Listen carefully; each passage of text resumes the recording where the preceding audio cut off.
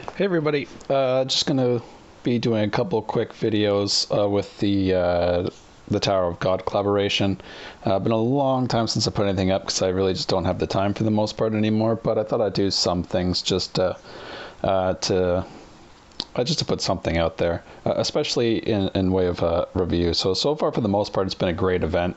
There's a couple really big disappointments, but that's just because it's Nexon, you know. Like I'm surprised that they've given away this much, but the drop rates being released recently at 2% is just it's so absurd. I had a guild member of mine almost quit because he spent almost $1,000 and got a single SS in that pull. So that's just brutal. Anyway, I'm gonna do a quick. I should probably just do it from the equipment book screen. I'm gonna do a quick review of what I think of all the different SS sets that came out, or 6-star sets, depending on when you started playing. For the most part, there's a couple really good ones. Now, this Potter's Warrior set, I honestly don't think it's that great. It might be a little bit okay in Battle of Honor. I just don't think it's going to be a best in slot. Like every time you're attacked, I just don't see your tank needing a double attack very frequently. Like maybe with a like 100% crit reduction thing, it could be like a good turnaround thing for your tank to get that, and then it gets a double attack kind of like idea going on. But increase the wearer's defense by 1,000 and movement by 2 for 2 turns. It's not stackable. I don't know how it would be stackable with anything else when you can only equip one thing to your slot 1. I guess it means not stackable every time they get attacked. So you get attacked once and it stacks instead of getting attacked 5 times and it's stacking, so you get 10 movements. So that doesn't work. All right, so my bad there. Increase its wearer's attack by 800 for 2 turns. Create 50% chance of casting double attack buff that inflicts 30% of skill damage effect not stackable. Now, I'm not 100% sure on whether or not that the effect not stacking is going to remove your chance at rolling the double attack. I would assume that the attack doesn't stack, but the effect will activate every single time you get attacked. It would just override the last effect.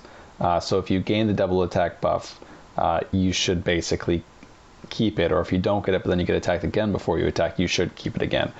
If it's a really shitty set, then it will actually, it'll be possible to erase it, so it will erase both and then take on the new rolls. So if you have the double attack buff up and then you get attacked, and then you get attacked again, and that it could remove it if it reset the rolls every time. I don't think it does. I think it just has a chance to turn it on, but you can't get like a 10 attacks or whatever. Anyway, I really don't think this set's particularly good. Not for a slot 1, because there's a lot of really great slot 1 sets already that do guaranteed great things, like removing 25% damage from attack type characters, or like Sniper fixes crit rate, gives you attack and gives you final skill power. Great set. Now this Torn Throne set is fantastic. It is definitely one of the best guild raid sets there are. Now, it only does work on the character getting the kill, but that is a small price to pay for having an extra 12,000 attack. In terms of the ramping ability of this set, like the Changing Future set from Todd Hell is probably the best guild raid set. Because of its ramping power and just overall general good use. It's a chest brooch, it's got good HP and defense, and it's got a bow, so it helps fix crit rate, and it's got that 7,000 attack ramp, which is fantastic if you need to be a little bit weaker on the early stages to tune like a double or triple kill setup, which we might talk about more later in another video. But the 12,000 ramp is fantastic. Now, for Battle of Honor, pretty gamey, because to have a debuff removed off you after you've eliminated an enemy, you have to kill an enemy to have it taken off.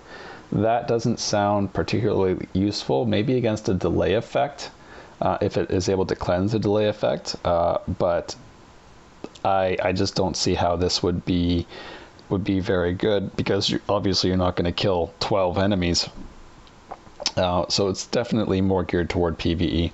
Anyway, that's it for the slot 1 sets. I still think that the best in slot is probably the Legendary Sniper set, just for all-round general purpose.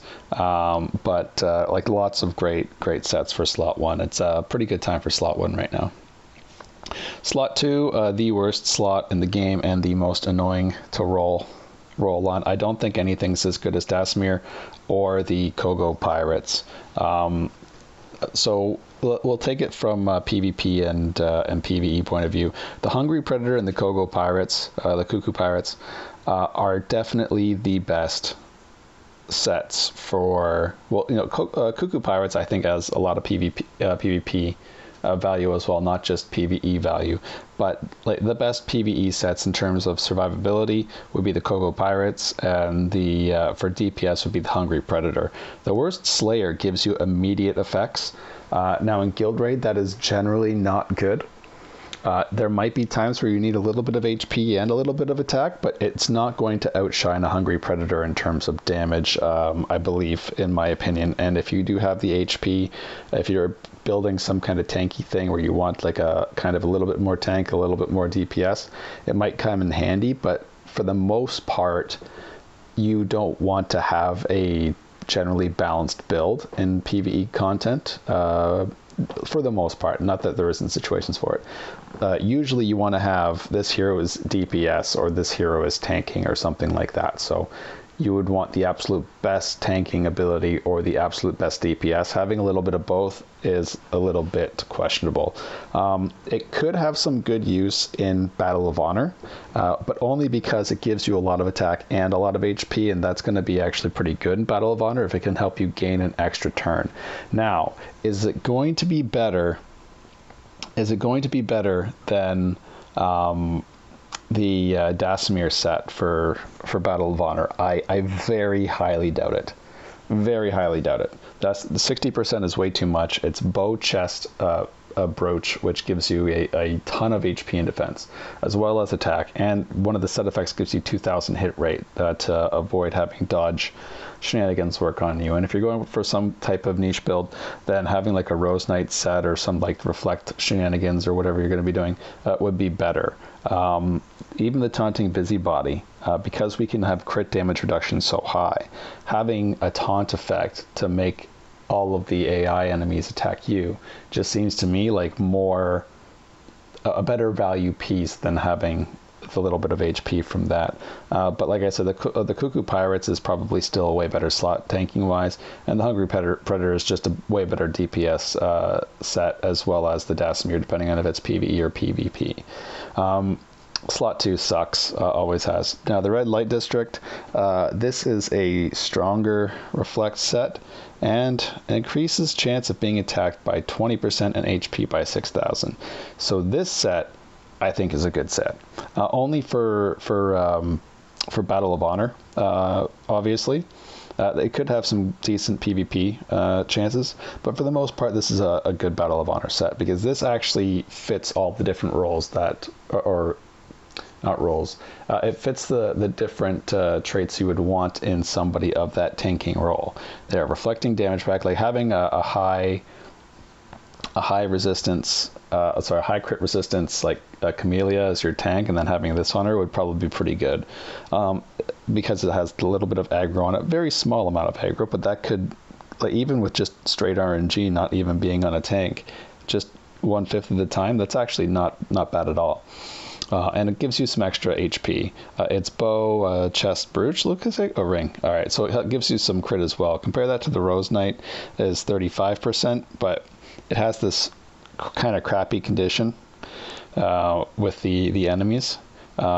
This is probably, and most people I think are using the Rose Knight just for the reflect set for the most part. I don't think anybody's trying to shoot back the debuffing effect of the casters, like with the exception of Pink Bean. But well, even Pink Bean, he can't hurt himself on his turn, so I just don't think that it's generally good. The reflect damage is better, and I think that this set is going to be a good replacement for that. Still not best in slot though. I still wouldn't put it best in slot. We're going to go into slot 3 sets. Lots of slot 3 sets because, which this is the best thing about the entire event so far. All of these slot 3 sets for the individual heroes are able to be used by everybody in that class. Now the attack set is absolute garbage. I don't even want to get into it. Unless we have some type of way to get 100% resistance, this is not going to see any play. And it's very unlikely that something like that, even having the resistance, is going to be better than a revive. So that's nonsense. The ruler's style is my favorite set, but it is either bugged or Nexon did something very disingenuous in not labeling these effects as not stacking. The decreased crit rate by 2,000 for all enemies, and the increases HP by 10% for first 3 turns does not stack with each set. So you cannot run 4 support heroes and get all of those effects, which was the dream when this set came out when I read it. Now hopefully they fix this. I've submitted some tickets. It doesn't seem from their responses so far that it is not supposed to stack. Because, well, not just based off the responses, but even with the set that came with Endorsee's package, it says not stackable if there is an effect that does not stack or is not intended to stack. So why they would put it here and not put it here is either just straight up deceptive, at which point I'd probably file something with Google Play, or it is a bug. So hopefully it's a bug and it stacks at some point in time, because it'd be really awesome to have 4 support hero teams that with basically 100% crit rate reduction, because I believe that 2,000 isn't straight 20%. It might take it off the base crit rate, which means that you could drop somebody to 0. And if it doesn't, you could also use the comm guide set for slot 5 to top yourself off. What I really like about that is you're not limited in set building. I'll get more into that on the slot 5 sets when I talk about them. The Jihad's Effenberg, the set that came with Yuri's package, not that you can't pull them, but generally this is the one that comes with Yuri's package. That's how I'm going to be, it says Yuri's jacket, it's just this one piece, so I'm going to be calling it Yuri's package. This is probably the strongest set ever made. 25% final skill power and 60% attack and 2 movement for the first 3 turns in battle. Now you do not get a revive, so unless you have some type of massive amount of crit damage reduction build, it still might not outshine the mechanic of revive, sadly. But if you want to coast through early rankings on like the bridge map with Amora, you can just go around one-shotting entire teams all the way up to the top 100 with this thing, because this is just an insane amount of extra damage for one slot to have. For Guild Raid, especially, the 2-piece effect is basically best in slot for area attack type heroes. This is the strongest set in the game for Guild Raid now, unless certain conditions are met, which we'll move on to with the Mysterious Guide. The Mysterious Guide gives a 30% increase. It's a 3-piece effect, so you have to have all 3 pieces. You can't 2-piece it like the Jihads. But the 30% final skill power buff, just so everybody is aware and doesn't get duped into thinking otherwise, if you use your basic skill, there's a lot of builds, a lot of formations, and a lot of heroes that have an extremely powerful basic skill. Noel is probably the best example, with 185% with her Valkyrie weapon soul gear basic skill, as well as a final skill power boost, or the skill's final power. I believe it might be one of the ones that just increases the skill's percentage value if the condition's met, of 30%. So she has a basic skill of like some crap ton of damage. If Kret gets awakened, he would be even a good choice for this, because his basic skill is obscenely strong as well. But if you use this on in a Guild Raid setup, then if you use skill 2 or 3, it will work every time on your turn when you renew that skill that you cast the turn before. However, if you use the skill 1, then it will apply to every single one of your co-op attacks as well. and the increased damage to your co-op attacks is much stronger than I could basically describe. Like sets like this allowed people with very low general gear scores to just use a mercenary with this set on it to be able to get up into the triple kill range on Friday for guild raid. Extremely powerful set. Also probably very good for getting past double kill damage range for the guild raid. But this is definitely a strong set. Now obviously the MP is a stupid kind of useless effect, especially seeing as how it only works with basic skills to get the effect, and you're not going to be using this in Battle of Honor at all. Like, why would you? This is it doesn't work on turn one. It's like there's no use for this in Battle of Honor, unless Jay Gutta wants to come in the building and correct me somehow. I just don't see how this would have any use in Battle of Honor. But still, one of if the certain conditions are met with being a basic skill casting hero, then this is the strongest set for guild raid.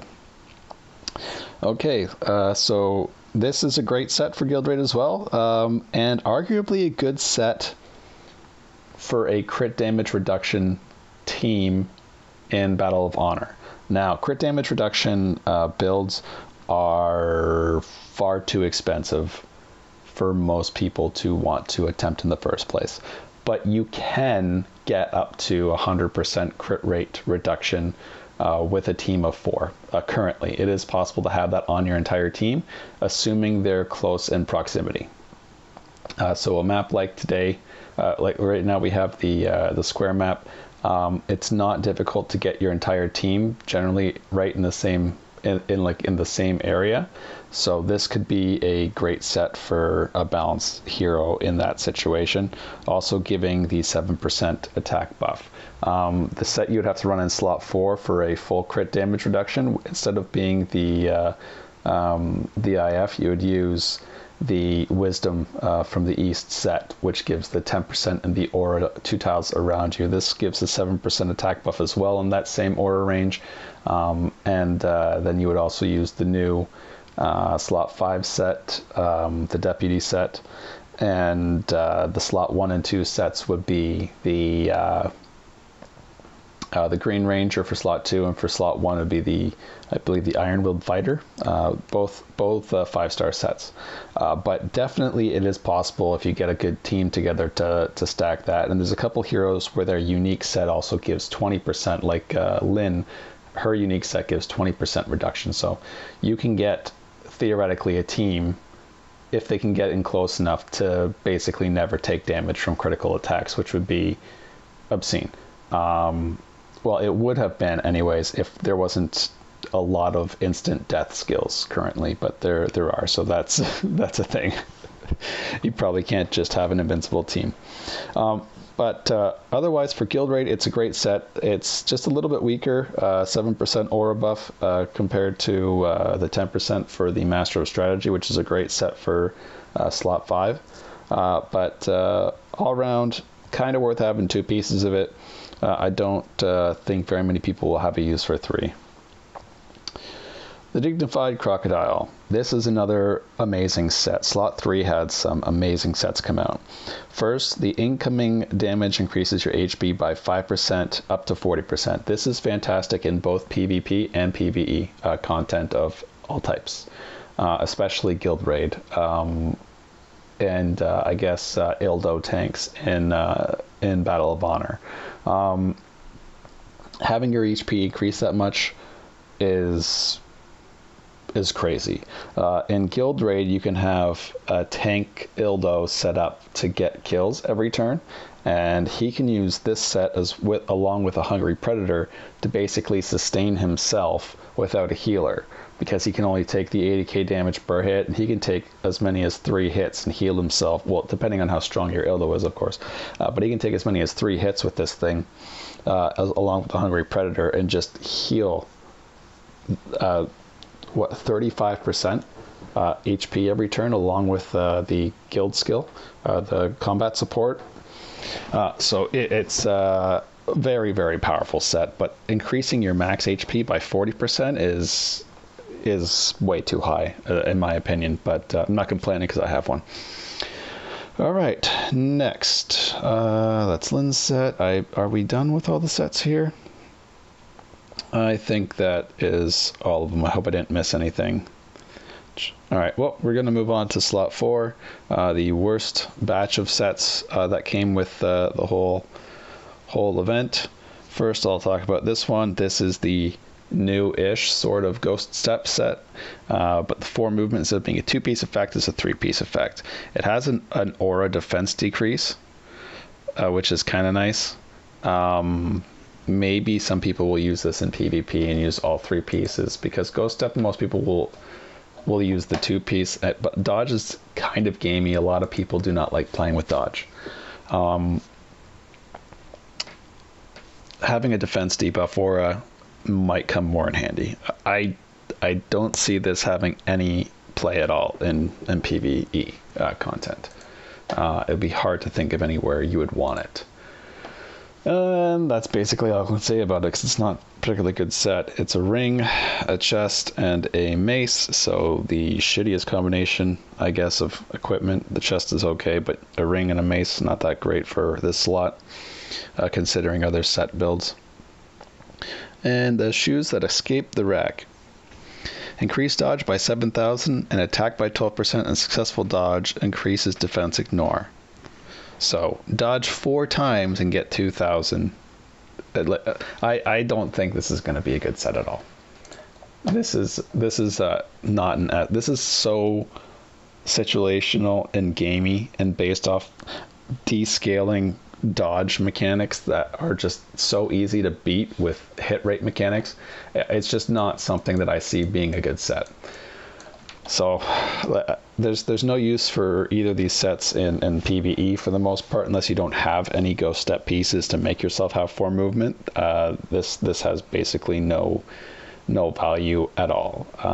Maybe some maps with really low hit rate mobs, you can use some type of dodge build, but even having 50-60% dodge still gives them a 40% chance to hit you. So it's just not a good set. Okay, slot 5. This is the most broken set in the game. Walhaik Song Deputy Master. Decrease all incoming critical damage by 25%. That is already a very strong 6-star effect. However, the set 3 effect receives only 40% of incoming damage first, and then the rest at the end of the next turn. This is a way to displace. Well, first off, with crit damage builds, this is the only viable set for slot 5. It's the strongest amount of crit damage for slot 5, and it's insanely strong. It's just insanely strong, and displacing or removing a ton of damage with the crit damage, because almost everybody's going to have 100% crit rate, and then displacing a ton of it with the 40-60 displacement for the 3-piece set effect is basically like saying, hey, you're going to hit me, but I'm just not going to die. It's way too strong. It is way too strong. It basically guarantees that you're going to get your awakening off, and there's just too many great uses for this set. Now, it's basically got no value for guild raid or anything. It's clearly going to be one of the strongest, if not the strongest, current slot 5 for Battle of Honor. All right, the Royal Family's Fast Ship. This is, I guess, just here so you can feel good if you get a slot 5 set that's not the Deputy Master. It does have the crit damage reduction depending on you meeting the conditions or not, and a slight crit damage increase, but I think the numbers are just way too small. I could have straight up 25% all the time with just a 2-piece for the Deputy Master. So if I wanted the 3-piece effect for this, then I would just put 2 pieces of Deputy Master on, and I wouldn't have to kill every turn. I could put it on a tank, and the crit damage increase that 20% crit damage, even if it was just 20% all the time, is not... Well, it says it increases additionally. Oh, no, for 1 turn with each kill. So it does sound like it stacks. So if you killed 3 guys, you could get 24% crit damage if it does stack. But if you kill 3 guys, like, that's not going to change any outcomes ever if you did that. Like, how are you going to have... Why would the battle be different if you killed 3 in 1 hit? Now you're 4 on 1, and then you just lose? Like, I guess you can kill guys and they can revive, so it could be a little bit useful in that sense. But it's such a small amount of crit damage. Like, when we have the blood seduction set on slot 4 giving 35%, why is this so low? It just doesn't make any sense to me. So this is basically a trash set. It's no good in any game mode as far as I'm concerned. And that's going to be it for this video. I'm going to do a video on Guild Raid coming up in the near future. You know, a little bit upset with some of the ways that Guild Raid is kind of going. A lot of people putting up the videos outside of the Asian community. The Asian community has people leaking great strategies, stuff like that all the time, trying to really get a lot of people on the train and competitive. But not so much with the North American side of things. Most people are pretty protective with their strategies and things like that. So I'm just going to go over some concepts, and people that are kind of bored of Battle of Honor, want to give Guild Raid a try. Hopefully we can get some people back interested in Raid. A lot of people just don't like Raid, or they'd like to say they don't like Raid, or it's a dumb mode because, well, 1, they can't play it, 2, it takes a lot of time. Well, not that Battle of Honor doesn't. You'd be playing match on match on match, and every single week the same person boosts himself with multiple accounts and snipes the other top 5 members in the last 5 minutes. It's kind of a joke that the mechanics of Battle of Honor haven't been changed because they're so easily abused. It's also surprising that nobody else has just created a small organization to abuse themselves. But that's going to be it for this video. We'll talk about that at a later time, and see you later.